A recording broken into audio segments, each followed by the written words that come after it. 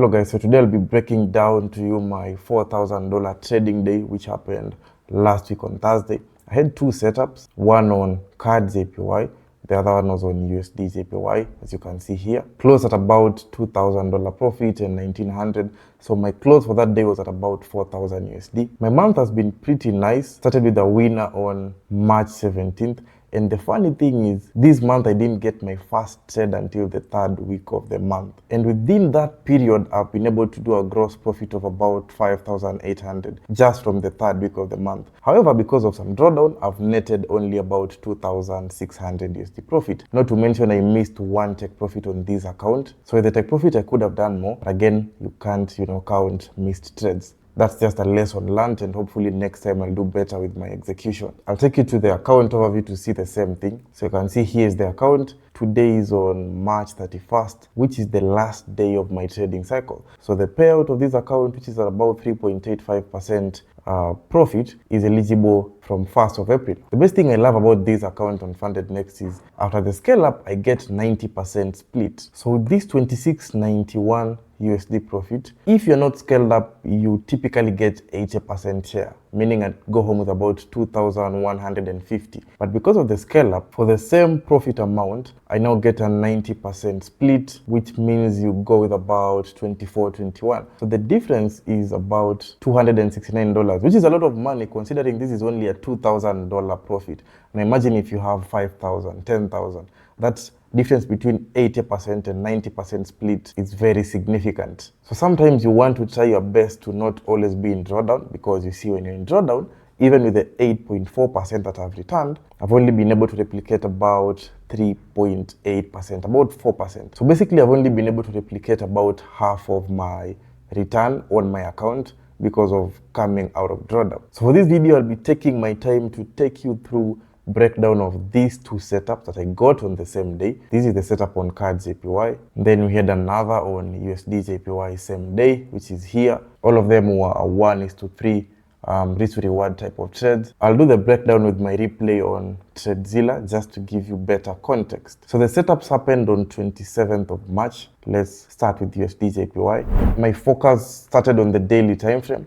Now, on the daily time frame, I'll tell you what I was seeing. For a period of time, this market has been having more sellers than buyers. I think until now, as I make this video, sellers are more dominant in this market. However, my trading style is based on short-term prediction. So we're not focused on what the market has been doing since the year began. I just try to look for key reaction levels as long as they're also in line with the overall trend. So the overall trend of this market has not yet completely changed. Even though it's been selling for the last couple of maybe 3 months or something, the long-term trend still has some sense of bullish direction. So before I took my setup on 27th here, my analysis had started all the way from this level, which is a level of support resistance. So I'll just come and mark it here. Let me delete this. So USD JPY dropped to a level of support on 10th of March. And from this level, I was very interested to see how it will behave. Now keep in mind, as much as I want to take a bullish trade, for the last 3 months, this market has been selling more. So before you take your buy position, you really want to find enough reason to believe we'll have some short-term buyers. Does it mean I'm looking for this market to continue buying for the next 3-4 months? Not really. I'm just looking for the market to get to key levels, see how it will behave. And when I get my daily bias confirming that I expect the market to be more bullish for that specific day, I'm simply looking for 45p. In fact, sometimes I might be wrong. Let me show you an example. You see, if I take you through my CAD JPY setup on TradingView, just to give you a spoiler, I executed the trade, it hit my TP. After hitting my TP, the sellers came in very, very strongly and it came all the way downwards. Even as we speak right now, this market is continuing to sell. That's a perfect example of me showing you how I'm not so focused on the long-term direction. I'm only focused on the key reaction levels. And once I have confidence on my daily bias, I'll wait for price to come to certain areas, do specific things, and I'll execute my short-term day trade. And that's one of the best things about the Forex market. You can have one person buying in the morning, the other one selling in the evening, and they all made money. What matters is you have a system, and if you keep repeating whatever you're doing over a long period of time, you have an edge in the market. Now, back to our USD JPY setup. This level, before price bounced off here, I wanted to see what had been happening in the past. We had some price rejections at the same level.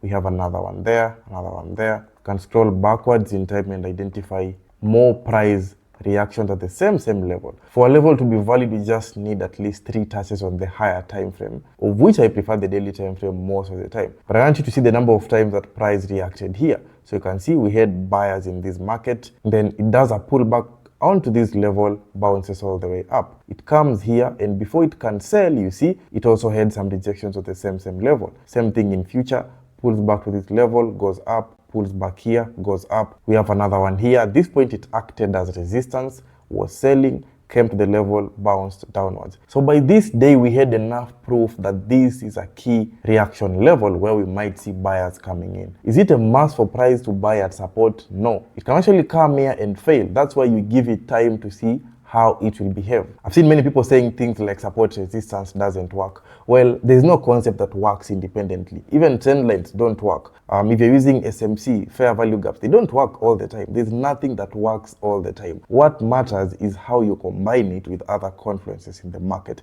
and also the time frame you're using. For example, you can see I'm marking my levels from the daily. If you go and mark this support on the 15-minute, it means nothing. Price will most likely break it very fast. Another thing, just because it's support doesn't mean it has to work. That is why we have other confluences. That is why you need to understand price action and study how did price behave at this level. I could identify a level of support, and when price gets there, there is no price action confirmation. So you don't just use these levels blindly. And my strategy is not just purely support resistance. So I'm not just buying at support and selling at resistance. I'm just using them to get an idea of what price might do for the next couple of days. Then I capitalize on that. So make peace with the fact that there's nothing that works in the market 100%. And that's why in the first place we are looking for an edge. If any concept was working 100%, we wouldn't be looking for an edge in the market. So I'll come and mark my day on 27. Before I can take my setup, I like the previous day to be bullish because there is a high chance after we see some buyers, we might see some more buyers the following day. We see some buyers here, we see more buyers. Does it mean again you applied blindly? No. I'm only applying this because it's at a key level. And at the same time, just because we saw buyers doesn't mean you buy the following day blindly. So I've also tested and refined more things that I look for to make it even a higher probability type of trade. So the previous day, which is 26th, on Wednesday, we had buyers in this market, a very great sign. I like whenever I'm taking my buy trade to take it above the open of the recent day. Simply because if I want to take a long position and I take it below the open of the previous day, there is a high chance by that time the current daily candle will have engulfed as a bearish candle. And for context, this is exactly what I mean. If I take my buy positions below this previous day's open, you can see for yourself, it simply means this candle will have traded all the way below and it will be a bearish engulfing. Now, does a bearish engulfing give you a reason for you to want to take buys? Of course not. But in my opinion, based on my price action study, if this candle is still somewhere above the previous day open, it shows that these sellers have not yet overpowered the buyers. So I'd be more confident to take my buy positions only above the previous day open. That is why before I even go further to do my analysis, I must identify the open of Wednesday and mark there. Now that we know that, we can head to the lower time frame and maybe just check the economic calendar as well. As usual, I don't want high impact news. So last week on Thursday, you can see there was nothing on USD that significant. We had unemployment claims. I still said whenever we have that. CPI, PPI, interest rates, those are the things that I focus on because my data has showed me most of the time the kind of volatility they create destroys my edge in the market. But unemployment claims is not one of those news that makes me not trade. On the contrary, I've hit so many TPs on these specific days whenever we have unemployment claims. So the calendar is clean. On the 15-minute time frame now, my trading day starts at about 6 a.m. my time. So I'm going to push this all the way to 6 a.m. That is where our focus is starting on in terms of looking for a setup. Let's try to play the candles and see where the market was by 6 a.m. We are now at 6 a.m. and I want to look at the structure behavior of this market. Now, even before I think of executing, for me, structure is very important. If I'm expecting this market to be bullish, there are only two things I'm looking for, right? We're expecting an impulse and a retracement before the market continues to go up. So of the two things, if the market has only done an impulse, you need to see a pullback first. But if already we've done an impulse and a pullback, then I can continue to look for my setups. Now let's look at this market by 6 a.m. You can argue that this market had done an impulse before and a huge pullback, right? We did a second impulse, and by 6 a.m. we've done another huge pullback. In fact, the pullback has come almost to the beginning of the previous impulse. This means it's a very significant pullback because it's covered the whole bullish move. So by this point in time, I'm no longer looking for a further retracement. If I see any confirmation from this point in time, it's valid based on my strategy. Now the opposite is true. If I woke up by 6 a.m. and this market had still not done this impulse, meaning would have found this price at some point like this, I would not be confident to look for setups until we see a further drop in price. So now that I've already seen that, from a structure point of view, I believe it is wise for me to expect that if I'm right on this prediction, we might see buyers coming anywhere at this point in time, and price should trade higher, breaking above the recent high. So the only thing left is for me to look for my entry confirmations, which is basically double bottom W pattern. Very simple things that many traders ignore, but they happen in the market everywhere. They've been working for me for years, and that's exactly what I'll be looking for on the lower time frame. Let's say to anticipate a W pattern here. Real time, this is what my eyes will be seeing. I've seen a drop in price. Now I've seen buyers coming in. I'm also seeing another drop in price coming in. It simply means if this drop continues, what we will need is a further buy to come and close above this middle point, which I call my neckline. And that will be a W pattern. So let's play our candles. We now have a further drop. So what are we looking for? If we see two bearish candles, we take them as the same move. So after these two bearish candles, we are still expecting the same thing. We need to see buyers coming above this middle point. We play the next candle, and there we have it. Buyers have now come above this point. Let's drag this to the right, and you'll notice it is a W pattern. Simple. Now that we have our W pattern, we need to only ask ourselves one question. Where's our neckline? Our neckline is at the center point here. What are we waiting for? Price to come and do a pullback to the neckline, which will be our execution point, and we expect it to bounce all the way upwards. As the neckline is being retested, we must confirm that the previous 1 hour is showing us that the candle closed bullish. So if we get everything right, but the previous 1 hour is still bearish, I will not be taking a buy trade. Now let's take our long position tool and place it at the neckline, because we're anticipating a retest. Stop loss is 15 pips, which is the same thing as 150 ticks. And sorry, this is the profit. The profit is 45 pips, 450 ticks. Stop loss is 15 pips, which is 150 ticks. So you come and adjust that, and you can see this is our potential trade that we are anticipating. Now let's wait and see whether our neckline will be retested. Play one more candle. There we do have the neckline retest. It means by this point in time, we should be executing. But don't forget, we still need to confirm the previous 1 hour candle. So the neckline retest has happened at 6:45 a.m. Meaning by 6:45, the previous 1 hour is the candle between 5 to 6 a.m. So let's check our candle between 5 to 6 a.m. Here you can see it was bullish. Had I found this candle to be bearish, I would not have taken that trade. That's why I'm telling you, there are many confluences you look for before you take a trade. And depending on the strategy you are trying to build, try to find what else can I add to make my setups as quality as possible. So now we have our confirmation. Previous 1 hour is bullish. Go back to the 15-minute. Our trade has been executed and it's running. Here's our stop loss. Let's play and see how this will behave. Next candle into my loss. Further into my loss. You can see this is where psychology comes in. My trade went very, very close to hitting my stop loss. Not so close, but somehow almost 80% towards my stop loss direction. So with poor psychology, you will end up closing this trade. But if you have a system, you trust your model, you let the probabilities play out, and you make peace with the fact that you have no control over the market. So you play our next candle, the trade starts to move to our direction, buying to our side. Now, if the trade moves 20 pips to my direction, I want to adjust my stop loss to break even. So now let's come and look for the 20 pip mark and identify it. Let's keep playing the candles. You can see our break even point was hit. So by this point in time in my MT5, I went and adjusted my stop loss and brought it all the way to the entry just to secure this setup in case it comes back downwards, we don't lose anything. Let's continue playing the candles. That's it, we hit our take profit at that point in time. From the opening time, this setup took only about 4 hours, 45 minutes. So just like that, we had our TP executed by 6:45 and it closed by 11:30. You can see the same thing on my funded next. I don't know whether their server time is same as mine. You can see here is the USD JPY setup, and you can see the execution time was exactly at 6:46 a.m. And that's it for my UJ setup. Let me do the card JPY. That will be quite simpler. I've taken more time on this one, but the second one is an exact copy paste because I'm using the same strategy on these markets. Before we continue, let me introduce you to Prop Farm Match. This is the place where you find data across different farms. Before you buy that Prop Farm challenge, you want to be aware of the trading conditions in terms of the spread, slippage. You want to be aware of the trading rules. This is where Prop Farm Match comes in. They offer detailed information across different farms. You can compare to see the prices, the types of challenges, whether it's a 1 or 2 step. You can check reviews from verified traders who have done payouts. If you're looking for a farm with discounts, you will find them listed with the best offers. And most importantly, you can customize your trading challenge until you find the company that suits you. For example, maybe you want a 1-step challenge, a company that allows crypto trading, allows news trading, weekend holding. You can customize all these things on their website and you find a list of the best farms. Be sure to visit Prop Farm Match. The links will be in the video description. Otherwise, let's get back into the video.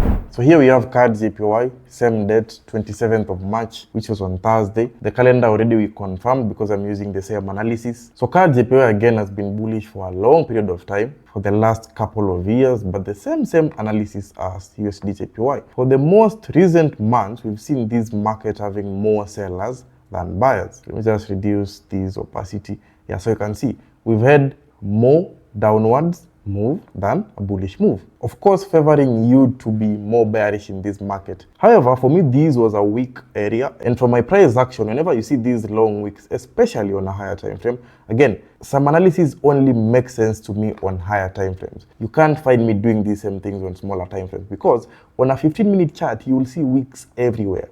But on a daily time frame, whenever we see such a very long wick that happened sometime last year, what I noticed is the next time price traded to this wick, it ended up reacting bullish. Even though we've seen it continued selling, it still shows us that at a wick, there was more rejection of sellers by buyers. That means there's a lot of buying pressure at this point in time. Some people might call it a demand level, whatever it is, as long as you understand the meaning behind it. So when I saw price coming here, I think somewhere in March, I shared the same thing to my community members that as long as price has not yet broken below this wick area, and by breaking, I don't mean a wick. I mean seeing a candle breaking below and closing below. That is what we consider a break, not a wick. In fact, a wick is a great sign that price is about to reverse. So as long as price has not closed and broken below this area, I was still expecting that we might see some short-term bullish reaction the same way we saw it happening at this point in time. It came to this zone and it reacted bullish. And you can see from about 11th of March, this price has been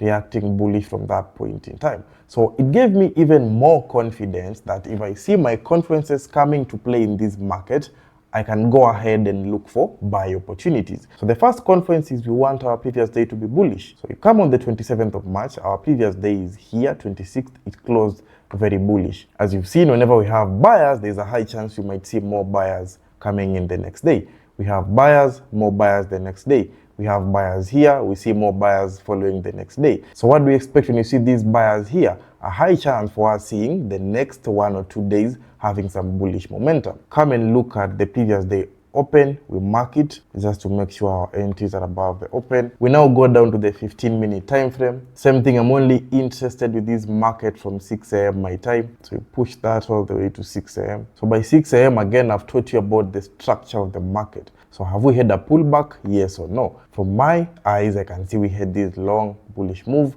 Then we had this very, very significant retracement. I think if you had to draw a fib here, if I'm not wrong, this move probably retraced and covered almost 50% of the bullish move, or even slightly more. So that means it's a significant retracement. I don't necessarily use fibs for my analysis, but I'm just giving you context. So by 6 a.m., the structure is at a good level for me to take a buy position if I get one. And the anticipation is, if we get any buy position somewhere here, after seeing a W pattern, we might see buyers pushing price and maybe trying to break above the previous high. Must it break the previous high? I'm not so interested. As long as I get my 45 pips, that's the most important thing. As a day trader, I just want my short-term setups to play out the way I want. I'm not so focused on long-term predictions. So now by 6 a.m., I personally noticed on this market something that most of you might look here and not see it. But again, this is because I've practiced my style in the market over and over. There's a W pattern here, but it takes a lot of zooming in for you to see.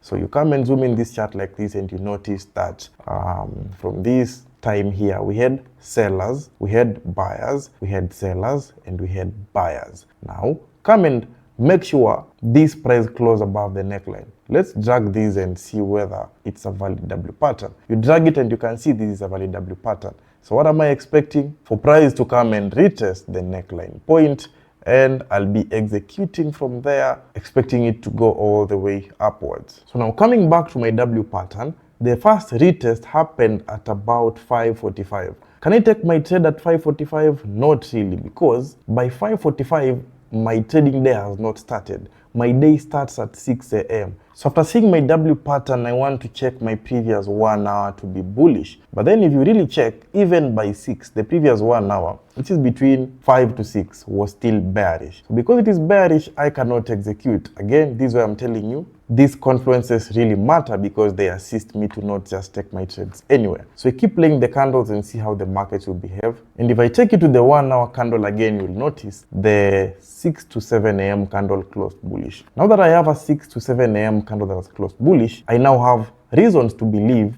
this is not a very bad time for me to execute this trade. Now this same pattern, which has my neckline at this point in time, by 7 a.m. price was still at my neckline area. So I come and put the open of the buy position there, stop loss of 15 and TP of 45. We simply wait for price to pull back, and you can see we had a pullback at exactly 7 a.m. We've already confirmed that by 7, the previous 1 hour had closed bullish. That is a perfect execution for me. We keep playing the candles to see how the trade played out. Started to go to my side, came all the way downwards, went up again. This setup took quite longer. So again, it started to come all the way downwards, very close to my stop loss. Psychology here plays a very important role, almost 80% to my stop loss. Then it started reversing. So I keep playing that trade. Remember, when it hits 20 pips to my side, I want to adjust my stop loss to break even.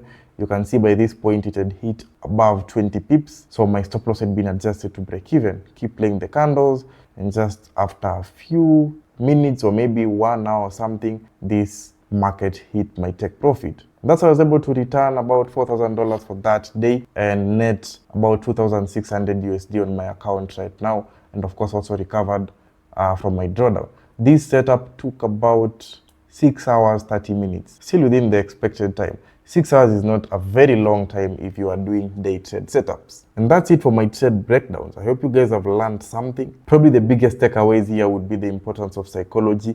Don't close that trade. Yes, it's 2 pips away from your stop loss, but so what? You have an edge. You're not the one controlling the market. Let it run. You've seen for all these 2 setups, they had the same characteristic. Both trades came about 2 to 3 pips close to my stop loss. And sometimes this is what makes the difference between a good and a bad trader. A bad trader would have easily closed this trade at this point in time for CAD JPY. Same thing for USD JPY. So it's possible for you to have a day where you could have done 6% or 6R, but just because you're a bad trader emotionally, you end up closing your trade at negative. And how do you get the confidence to not close your trade? It's simple. You're not trusting yourself. You are trusting your system. You're trusting that the data is showing you that for years repetitively this model is profitable. So whatever the markets do is up to them, but what you have under control is executing as perfectly as possible. And that brings me to the end of this video. Until next time, peace out.